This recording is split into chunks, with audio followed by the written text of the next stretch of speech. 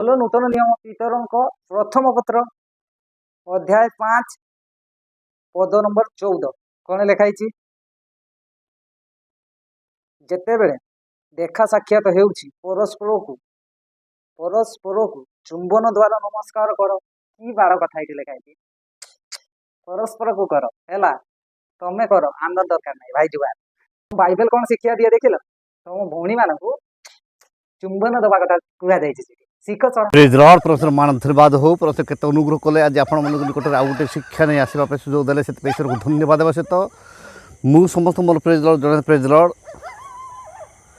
निज उपरे आसिले विपद गुरु ब्राह्मण शिर छेद अर्थात आमे देखुचु जे आम शास्त्र कहूँ प्रेरित न हेले किपरि प्रचार करिवो किए गोटे प्रेरणा देव जे ये वाक्य को तुम जाकि प्रचार कर आम शास्त्र गाइडलाइंस हेले सेठी 5टा पोस्ट अच्छी किए क्या प्रेरित करा किए किए प्रचारक अच्छी किए किए पालक किए किए शिक्षक किए किए भाववादी यही प्रकार भाव में एपीसी मंडल को प्रेरित पाल लिखुंट जे 5टा पोस्ट आउ ए टेरा जो शिक्षक जमती डायरेक्शन दिए एट लिखाई पढ़ सीट लिखाई पढ़।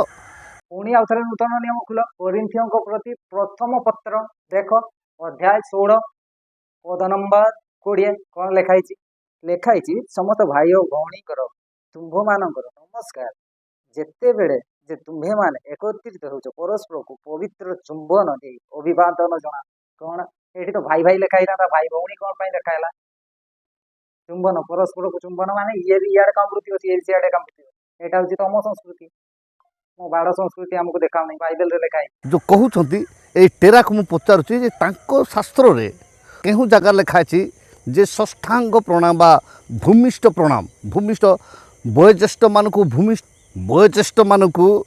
भूमिष्ठ प्रणाम देब्रिया हाथ एमती कर को गुरु शिखेले बा केहू शास्त्र लिखाई से मोर उत्तर मुझे चाहे समस्त गुरुजन मानक मोर चरण स्पर्शी भूमिष्ठ प्रणाम जेहेतु आमर शास्त्र अनेक गुड़े वाक्य देइछंती आपण माने देखंतु कि प्रकार भाव में अंग भंगी देखुं जो जो प्रकार की माने शिक्षक भी सेमती कहती ना तार अंग भंगी आउ ए छोट शास्त्र नुहे पृथ्वी रे कौन सी शास्त्र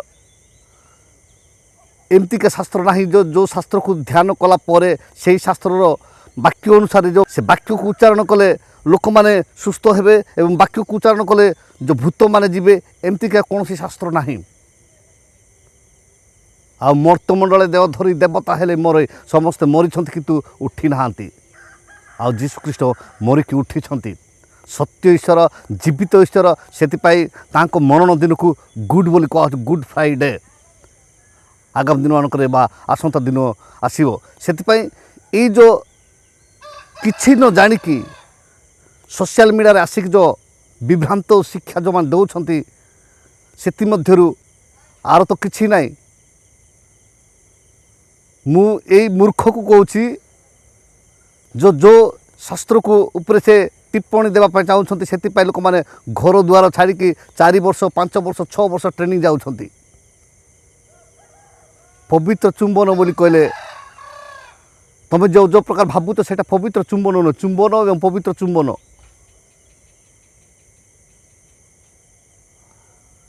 हाउ चुंबन हाँ तू तो जाचु ना आउ जोटा देखु जो डेब्री हाथ में जो कह भूमिष्ठ प्रणाम बोल के एमती जो लोक मान शिक्षा देखी जो सोशल मीडिया रे छाड़ुचु तार उत्तर रखे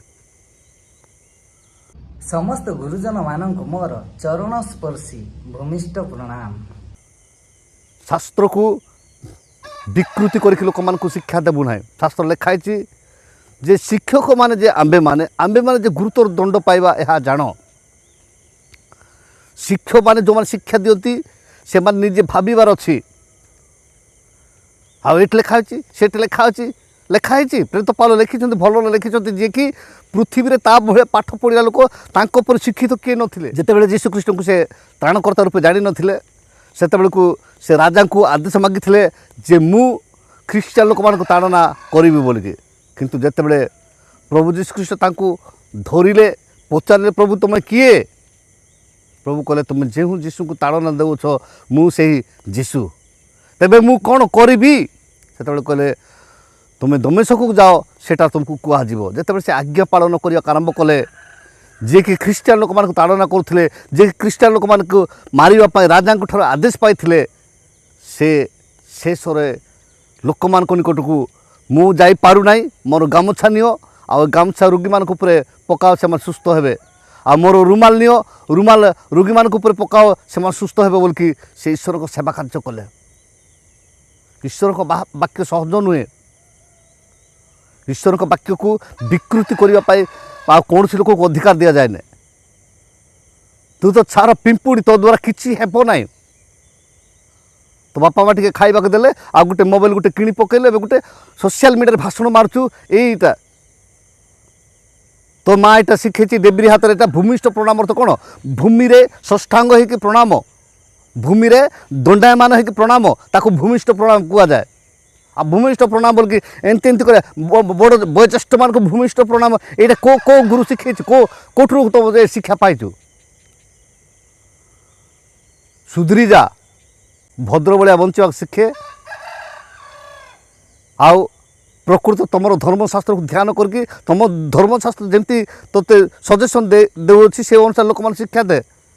33 କୋଟି ଦେବତାର 33 କୋଟି ଆତ୍ମା, 33 କୋଟି ଧର୍ମ ଅଛି। ଯିଏ ଯେଉଁ ଧର୍ମକୁ ସେମାନେ ସେବା କରିବେ। ଆଉ ଅନ୍ୟର ଧର୍ମକୁ ଆଙ୍ଗୁଠି ଉଠାଇବା ପାଇଁ ଆଉ କିଏ ତୋତେ ଅଧିକାର ଦେଲା? ତୋତେ କିଏ ପ୍ରେରଣା ଦେଲା ଯେ ଏଇ ବାକ୍ୟକୁ ଲୋକମାନେ ସୋସିଆଲ ମିଡ଼ିଆରେ ପ୍ରଚାର କରେ ବୋଲିକି? କିଏ ପ୍ରେରଣା ଦେ? କିଏ କାହାର ଅନୁମତିରେ ତୁ ପ୍ରଚାର କରୁଛୁ? ପ୍ରେରିତ ନ ହେଲେ କି ପ୍ରକାର ପ୍ରଚାର କରିବ? କିଏ ପଠେଇଲା? ଆଜିଠାରୁ ଶିଖେ, ତୁମର ଗୁରୁମାନଙ୍କୁ ପଚାରେ, ତାପରେ ଫୁଲପିଟି ବା ଆଗକୁ ବାହାରିବୁ। ଆଜିର ଏ ଅଳ୍ପ ଶିକ୍ଷା ଉପରେ କୌଣସି ଆମ ପ୍ରତ୍ୟେକଙ୍କୁ ଆଶୀର୍ବାଦ କରନ୍ତୁ। ରହିଲି, ନମସ୍କାର, ପ୍ରେଜ୍ ଦ ଲର୍ଡ।